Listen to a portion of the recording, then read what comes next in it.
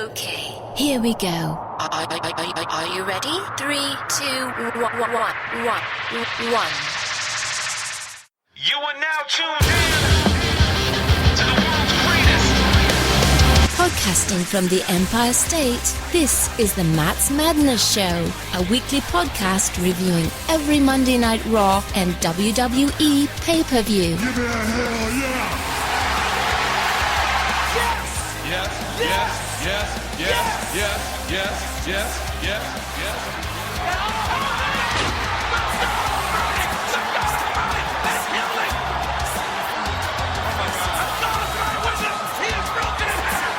And now, here to give a no-filler, to-the-point analysis for everything WWE, I present to you Matty C.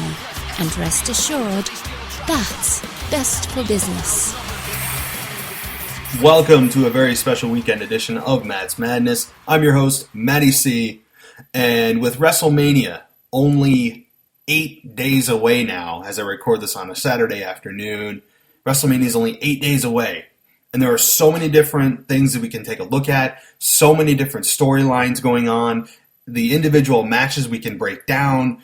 We can take a look at the dirt sheets. Is Brock Lesnar staying? Is Brock Lesnar going? Any surprise returns at WrestleMania? There's so many different things that we can spend time on.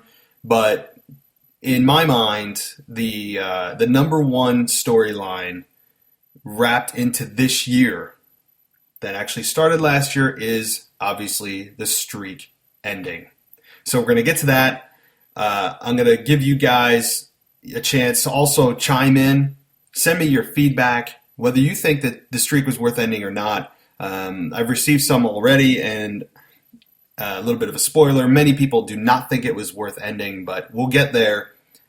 First, if you need to get a hold of me or want to get a hold of me or have any kind of feedback, it's questions@mattsmadness.com, Matts_madness on Twitter. mattsmadness.com is the website, obviously. I'm on Stitcher, Spreaker, any kind of media platform, YouTube, and iTunes is probably the best way. They're all under Matt's Madness. Those are two different words. And you can get a breakdown of every Monday Night Raw there, every WWE pay-per-view. And as we roll into WrestleMania season, I'm going to start doing a little bit more frequent podcasting instead of my usual just once a week, just because there is so much information being really leaked out and storylines that are forming and developing, and it's WrestleMania season, guys. So not that it really feels like it, because this year, as I've mentioned, and a lot of people feel the same way, it just doesn't feel like a normal WrestleMania season. And when I look at this WrestleMania, it's kind of a transitional WrestleMania. In other words, this feels like a WrestleMania simply to set up next year's WrestleMania, which will be a true WrestleMania. And I guess that's a little bit confusing on the surface, but what I'm saying is that the best analogy I can make is take the New York Yankees, one of the most successful franchises in baseball history. They've won 27 world championships. They had a dynasty from 96 to 2000, and they're the most winning team in sports history. Now, when they don't go to the World Series, lately, if they don't go to the playoffs, it's considered a failure. So during those years that they don't go, those are called transition years. Those years that the fans view as failures are they're building years. They're years that are just more for the foundation for the future. They're hard on the short term. They're hard to handle in the short term because of the high expectations. But in the long term, you see the big picture. So what I'm trying to say is this is kind of a transitional year for new talents, and we're fading out very quickly of the older talents, the Attitude Era talents, if you will, being the center focus and the main vision for WrestleMania. Yes, we have Triple H. Yes, we have Sting. Yes, we have The Undertaker. To a degree, Brock Lesnar, although he came at the very tail end of the Attitude Era. But this is really a year to establish younger stars to move forward. So, in a way, this is kind of like a WrestleMania light. Now, that's not to say this isn't going to be a great show, but the feeling that we all have for this year's WrestleMania feels different because it is. Because this is called a transitional year. It's a building block year.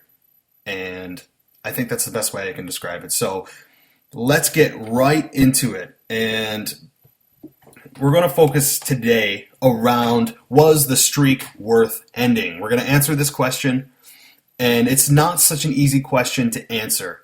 I know a lot of knee-jerk reactions are, no, the streak was not worth ending. Of course it wasn't worth ending. I would say about 75% of the answers or more, that may be underdoing it, that I received from people and from fans are to the tune of, really, hell no, the streak was not worth ending. Now, when it first happened, we were all shocked. New Orleans became a morgue, really, in terms of just silence. And there's no, even watching it back, if you go on the WWE Network, you can watch it back, and it's still strange to see and hear. When The Undertaker lost, and to me, the ref's count was a little bit fast for that 3 count. I feel like he could have drawn it out just a little bit more in between the 1, the 2, and the 3, but that's neither here nor there. Regardless of when that 3 went down, that silence was just stunning. They didn't play Brock's music right away, which I thought was great because it lets the fans kind of accept or really try to sink in what just happened. And I know sitting at home, I felt the same way a lot of fans that were on camera with their jaws dropped. I felt the same way going, what? What just happened? You know, you're waiting for Vince to come out. You're waiting for somebody to come out and restart the match. We couldn't believe it. It was a moment that forever will live in WrestleMania history. And when it happened, I thought to myself, okay, once I accepted that the loss had actually happened and they weren't restarting the match or redoing the match, and that was it, that was final, that was the end of the Undertaker streak, I really thought, okay, Vince must have a master plan here. He must have some kind of huge plan that will lead into next year's WrestleMania to really pass the torch and build the business for new stars. And it quickly became apparent that they were just making Brock Lesnar a beast for Roman Reigns to beat at this year's WrestleMania. That plan was pretty transparent shortly after WrestleMania, and really at WrestleMania you could see that happening as Roman, the next big star in WWE. Unfortunately for Roman, he got injured, and that injury really set him back, I believe. I feel like like many other fans, he still needs another 6 to 12 months to really develop and grow as a character and really know who he is. And not to make this about Roman Reigns, although it partly is about him. So what are the arguments that can be made for the streak ending? Made against the streak ending?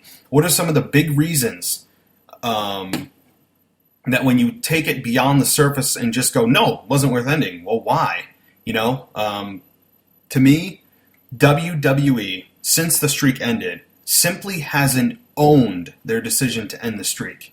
In other words, they haven't used that loss nearly as much as they should have. They ended the streak of The Undertaker. They ended the streak of a 21 straight victory streak at WrestleMania. The biggest thing, to me, a lot of people, it was WrestleMania.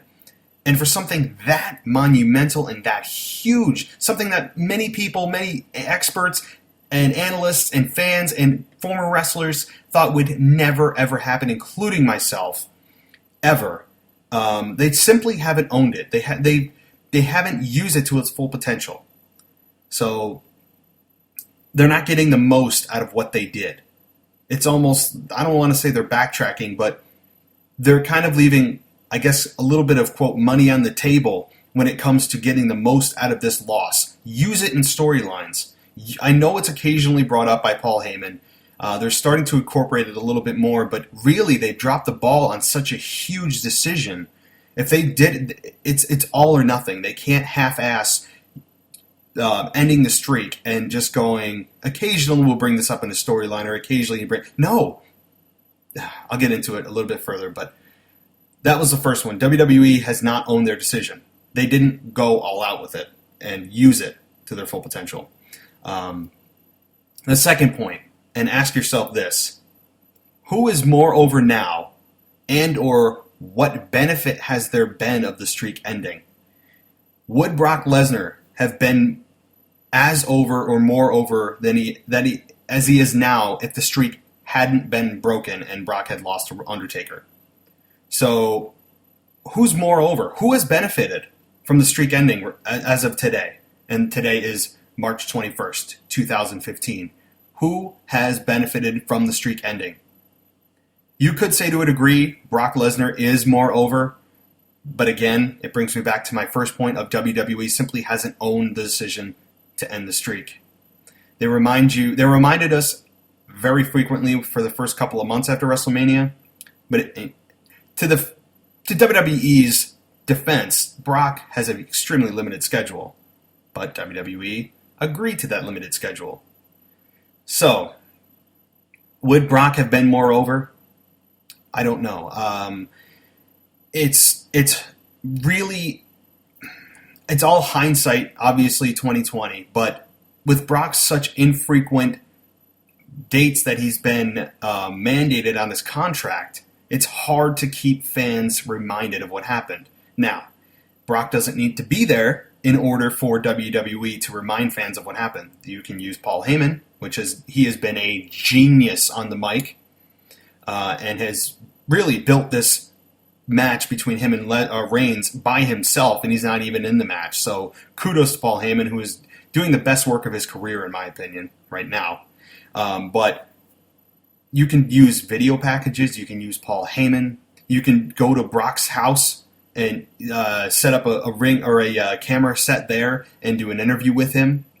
Lots of ways to do it without having Brock there, but again, would he be more over? I don't think so. So it's just right now the benefits don't seem to be outweighing the negative of, wow, the streak is over. So third point, if the plan was to get Lesnar mega over and then ultimately put over Roman Reigns, it's so far, and now again we're 8 days out, but this so far has not worked. As I mentioned, it's partly because Brock's ultra part-time schedule and the perception of Reigns being preordained for the top spot, which, by the way, fans are booing the company and not so much Reigns. In other words, Reigns symbolizes and embodies the corporate choice of who should be champion. Let me repeat that, because I think that's the best way that I can rationalize and explain why Roman Reigns is being booed. In the Shield, we loved him. To me, he should have the Sting philosophy of speaking less is more. But this isn't a Roman Reigns focused podcast, but it's hard to ignore this part of it because the streak was partly broken because of the spotlight that Roman Reigns was being given.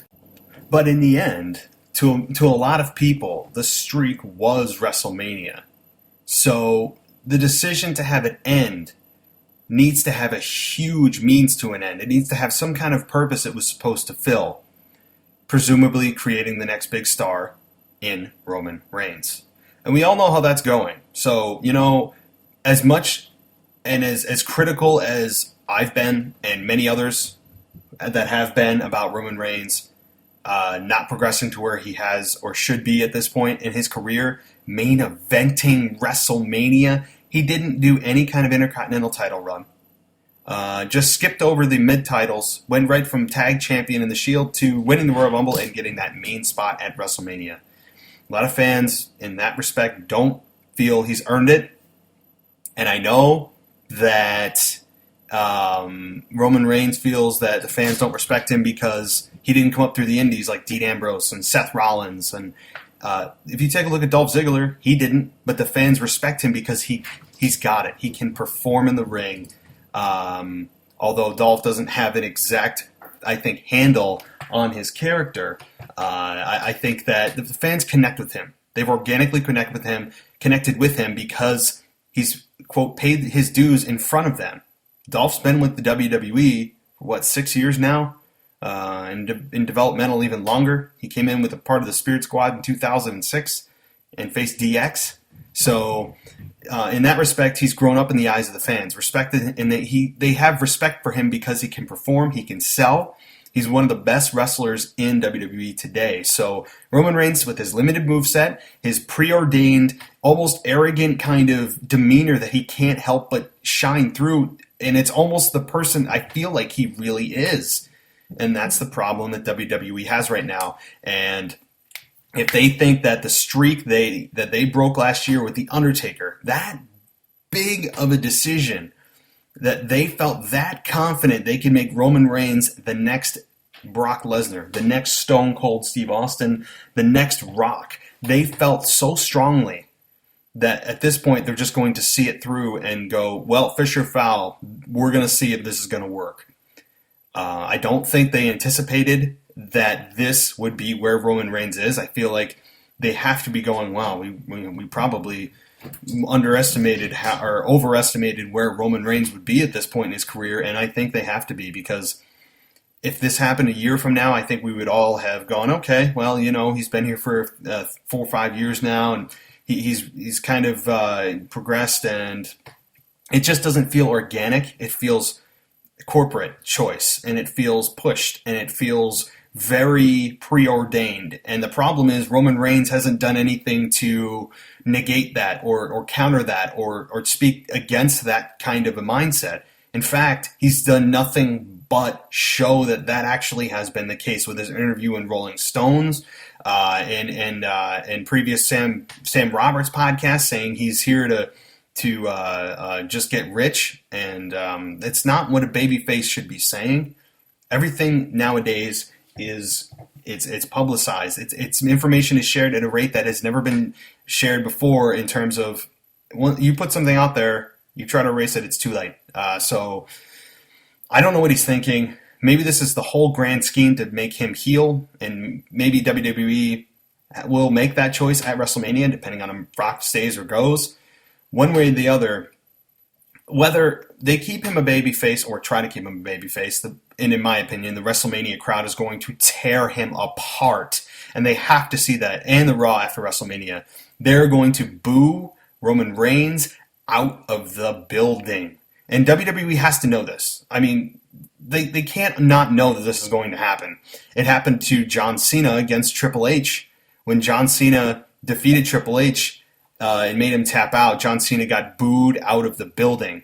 And typically John Cena gets booed even today in WrestleMania crowds and in Raw after WrestleMania crowds. They're just hardcore, international, hard-paying, or they paid a lot of money to be where they are. These tickets aren't cheap, so very intelligent, smart, I guess, quote, internet-savvy fans. So I guess what I'm saying is maybe WWE will make us all look foolish, or at least go, well, that was the plan all along, and make it look like it was. Whether it was or not, who knows? That's if they turn him heel. But it's interesting. It's fascinating to see where this is going, and I just don't know. Brock Lesnar has a believability. Roman Reigns has a preordained kind of mentality to him, and that's not good for a babyface. So maybe it's just planting the seeds to turn him heel at WrestleMania, which I have made a case for, and you can read my blog on matsmadness.com. I posted it last week about I feel he has to turn heel. And I don't want to get into it because it'll make this podcast about 30 minutes longer, but go and read the reasons why I feel like they have to turn Roman Reigns heel. And I hope they do. So moving down the line here, again, we're still on why the streak was not worth breaking, the reasons why we don't think it was. And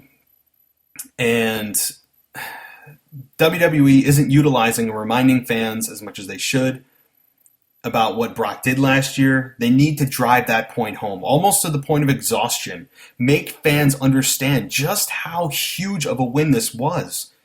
It was jaw-dropping, literally.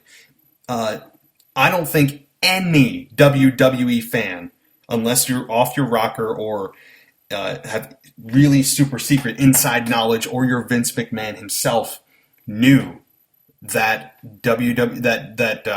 Undertaker was losing that match. It was it was, and if Vince did this in such a short-sighted way of just to do something big at WrestleMania like he likes to do, bad business model, bad business decision. Yes, it drives short-term attention to your product. Yes, it creates controversy. Yes, controversy creates cash, as we all know and like to say in here. But in the end, you better have a damn sure lock it down, package it up, send it out, overnight express, Fort Knox. I don't know a better way to put this. Damn sure that whatever plan you have, if you're breaking the streak, works. And I have to say, almost a year later, it doesn't seem to have been worth it. We will be able to judge this a little bit better, obviously, come Sunday, March 29th. In 8 days, we will have a lot more to say about this, because clearly this was the transparent plan, and I feel as if up front it sounded good, but the injury, I think, derailed Reigns, put him on the shelf for 4 months, and wasn't good for his character development. And when he came back, it was his awkward suffering succotash promos. Everything else nothing is falling into line right now for WWE and going, oh crap, now was the streak really worth breaking? And if Brock's leaving, there goes that connection with breaking the streak. So in my mind, if Brock Lesnar's leaving, Roman Reigns has to win, I feel like, because if Lesnar wins and he's leaving, well, then you've created no value for the guy that's staying, and your champion is leaving. I know that Paul Heyman said that he's going to be leaving with the WWE Championship, even if he decides to go to UFC, and people have been saying that's never been done before. Does anybody remember 2011, 2012, when CM Punk dropped that pipe bomb, said that he was going to win in Chicago with the WWE title and then leave with the belt? Yeah, that happened. So it has happened before. This storyline isn't new, but it creates a lot of thinking and a lot of intrigue into this match.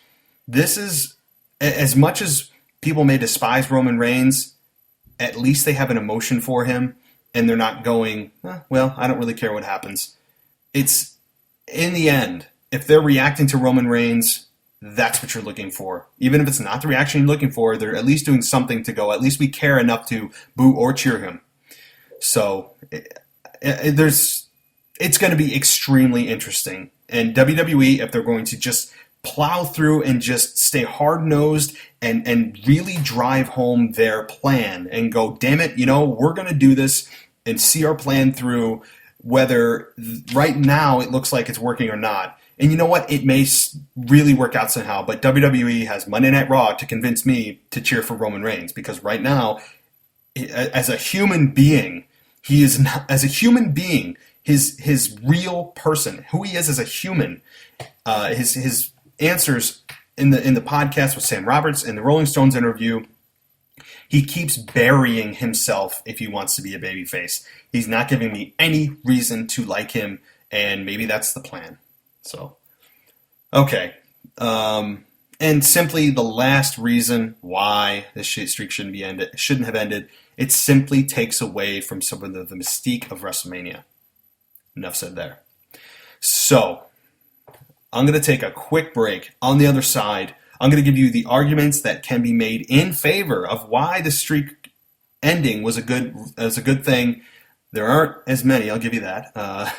The list for being in favor of the streak ending, I'll tell you, is a little bit shorter than the arguments that can be made against the streak ending. So I'll be back on the other side. Stay with me. And now, back to the Matt's Madness Show. Alrighty, guys, welcome back.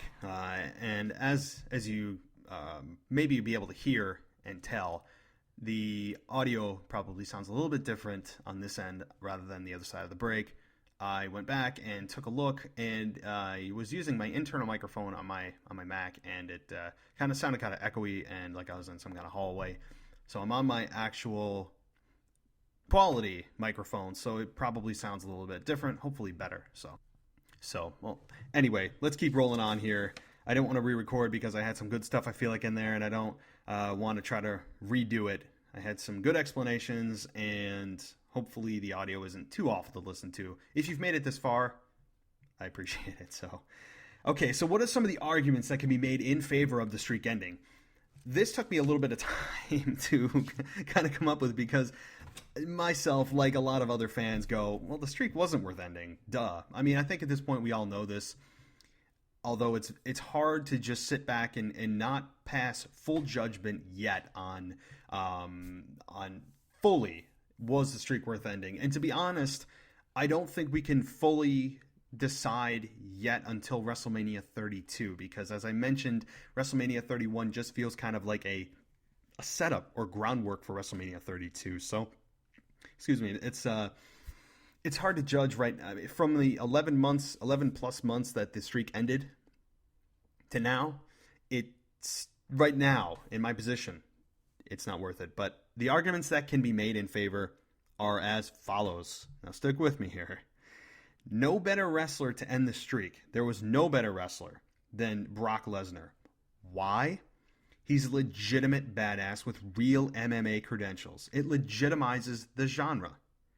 And I don't think anybody should ever beat The Undertaker ever again. That should just remain the one. This year he'll go 22-1, 23-1, 24-1 if he gets there. Nobody should ever beat The Undertaker again at WrestleMania. I don't think it should happen. It'll kill.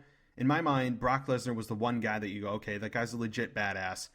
I understand it, but again, if there was one guy to do it, I would assume it's Brock. The problem is he had such a limited schedule and such a limited number of dates in his contract that it was hard to utilize that streak being broken with a guy who's not there that much. And yes, I understand the fact that him not being there made it more special when he was there. But this is the guy that broke the streak. So you're going to want him to be at least semi-regular there in front of the fans. Have Paul Heyman remind the fans constantly of what happened. So, yes, Brock Lesnar's a legitimate badass, and he's pretty much in position now. WWE is trying to position Brock now to just, quote, pass the torch of having Roman Reigns beat the one who is the one in 21-1. It's a mouthful, but I understand the logic. So, it also created a moment in wrestling where everybody that was watching will remember where they were when it happened. And it's the single biggest thing you'll remember about WrestleMania 30. It's WrestleMania 30. It's the big one. It's the 30th. So you're always going to remember, wow, yeah, I remember. What's the first thing that people are going to say that they remember about WrestleMania 30? The Undertaker streak being broken. It creates those immortal moments, those moments that you always will remember where you were as a wrestling fan when it happened because it was that shocking. So that's a positive. It also gets people talking. So it creates more exposure for the business as a whole. That's very true. The problem is this has so far just been a short-term benefit so far. Again, it's very hard 8 days out to judge the whole thing, to see how it plays out. But it does create exposure for the business because even people who have, say, not watched since the Attitude Era go, what? The Undertaker streak was broken? Maybe they weren't even watching and suddenly tune back into the product to, see exactly what happened and why and how they follow up with this. So that's also a positive. Now, there still may be a plan unfolding in which everything comes full circle and we can all say, okay, yeah, that may have been worth it, but right now, time is not in WWE's favor. They need to continually to remind fans of what happened and how it ties into what's going on now.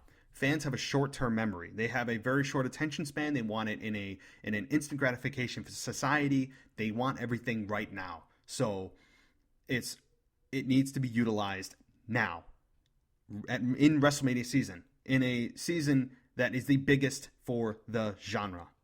So, enough said there. But at the end of the day, and obviously, as I've said, as it stands right now from my perspective, the streak was not worth ending. Simply because WWE didn't monetize their decision and own their decision to its maximum potential. They didn't go all out. I feel like they half-assed it and just brought it up occasionally. This is the biggest thing that's happened in wrestling in years, and they're not going to maximize it and remind fans to the point of them getting nauseated over it. I wouldn't care if I heard it every single week because it's that big of a decision to do. So, could they have made the case that the streak was worth ending? Maybe. Maybe they could have done a better job. Maybe if they contracted Brock to more dates or just pushed that streak ending into everything that Brock Lesnar did. Just saying. But that being said, if I were to end the Undertaker's streak, I would have done what JR had a booking scenario in which if he were to have the Undertaker streak ended, this is what he would have done, and I couldn't agree more. This is the perfect way if you were going to decide to end the Undertaker streak. Have the Undertaker come out and say that when the streak ends, that will be his final match. So this would make every WrestleMania a must-see because eventually he's going to lose. And at that same time he loses, he retires. So it's a double whammy of, number one, who beats the streak because they're going to get a massive rub, a big heel heat, and it's the Undertaker's. You've just seen the Undertaker's last match. It creates a double exposure. That's huge. So it would have also allowed the younger talent, as I said, to get a huge heel rub, and they would never ever live down the fact that they beat the Undertaker's streak. So they could have put someone in position to absolutely own this streak-ending match win for them at WrestleMania against the Undertaker. Somebody that was a full-time heel that they had ready. If it was, and you know what? If this was last year and Seth Rollins had beat the Undertaker, I would have been okay with it. Because this is of course hindsight, because Seth Rollins was a breakout star in 2014. To me, the MVP of 2014 in terms of believability. Seth Rollins, in my mind, if he had beaten the Undertaker, he could have used this for the rest of his career as a career heel heat getter. It is perfect, tailor-made for Seth Rollins. Unfortunately, that didn't happen. That's not the case. So they put it on Brock Lesnar, who is an inch away from being a babyface. An inch away. And if they want to turn Brock face, even though he beat The Undertaker, he could. Why? Because they have not done anything for Brock, for us, the fans, to hate Brock. So he's associated with Paul Heyman. Paul Heyman's one of the best talkers in WWE. He's done nothing but speak the truth and be an excellent, top grade A+ promo guy. Best hands down in the business. So if they turn Brock Lesnar babyface, in my mind, that tells me Brock Lesnar is staying with WWE. So, just a little food for thought. I still don't know whether Brock is staying or going. I just don't know. Contradicting reports back and forth. I think at the end of the day, if you put a gun to my head, Brock would stay. More money for less physical injury risks. However, if Brock is going to go to the UFC, this is the time in his life to do it because he's not getting any younger. He's in the prime of his career. You wouldn't do it 3 years down the road if he signs a multi-year deal with WWE. This is the time to do it. So, tough case, but you put a gun to my head. I think at the end of the day, he chooses more money, less dates in WWE. So, again, I really, it's a tough, this Roman Reigns versus Brock Lesnar match is a fallout of the Undertaker streak being broken. And I know WWE was trying to use this whole streak being broken as Roman Reigns as the next guy to beat the one that is the one in 21-1. I get all that. It hasn't worked thus far. So turning Lesnar babyface and turning Reigns heel is a no-brainer to me. So go read my blog on mattsmadness.com, and I tell you the reasons why they should turn Roman Reigns heel right now in terms of, WrestleMania. It's the perfect time to do it. And I don't want to get into it, but I think I make a really solid case for it. All right, the last item here that I have, it's not related to the streak, but it's an item in which a lot of people talk about. It's been a fantasy match for years and years. Is why didn't Sting face The Undertaker this year? If this is his WrestleMania moment, and assuming that this is Sting's one and done, it's possible he shows up next year. But why? Many people ask, well, why didn't Sting face The Undertaker this year? Simple. What is the finish? And what I mean by that is neither of these guys can afford to lose. You can't have Sting go over because Undertaker lost last year, and it would essentially bury The Undertaker. And Undertaker, he has to have a bounce back year. I don't think there's a person who thinks The Undertaker is going to lose this year against Bray Wyatt. It just doesn't make sense at all. Then you would put suddenly Bray Wyatt in the category of Brock Lesnar? I don't think so. Makes no sense. So to have Sting go over Undertaker makes no career sense at all.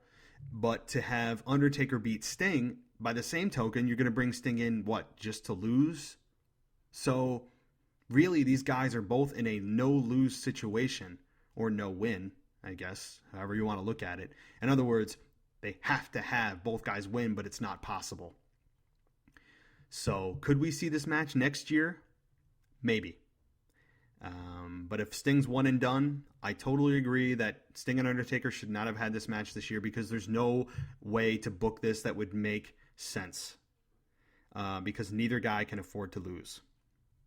So just a little food for thought there. I was thinking the same thing, and I know a lot of people were kind of on edge of, well, if they're going to bring Sting in, give us the fantasy match. But ask yourself, what is the finish? So I'll leave you with that thought. And again, mattsmadness.com is my website. Matts_madness on Twitter. Follow me. I'm on there constantly responding to people and having great conversation about wrestling. WrestleMania is only 8 days away, so things are on fire right now with everything going on, with Brock's contract, with Undertaker and Bray Wyatt, with Triple H and Sting, Daniel Bryan being buried in the Intercontinental Championship match and really being shown now that he is a B-plus player by the Authority, which is kind of art imitates life and life imitates art, kind of one of those deals. So I had a good time today, guys, and I really hope you can pick a side. Let me know. What is your feeling on the streak ending almost a year out? What do you feel? Because in my mind, it wasn't worth it to be broken, but at the same token, have we seen the full storyline play out yet? We'll see. Time will tell. So questions at mattsmadness.com, Matts_madness on Twitter. And I will talk to you guys next time when it's about Monday Night Raw, the final Raw before WrestleMania 31.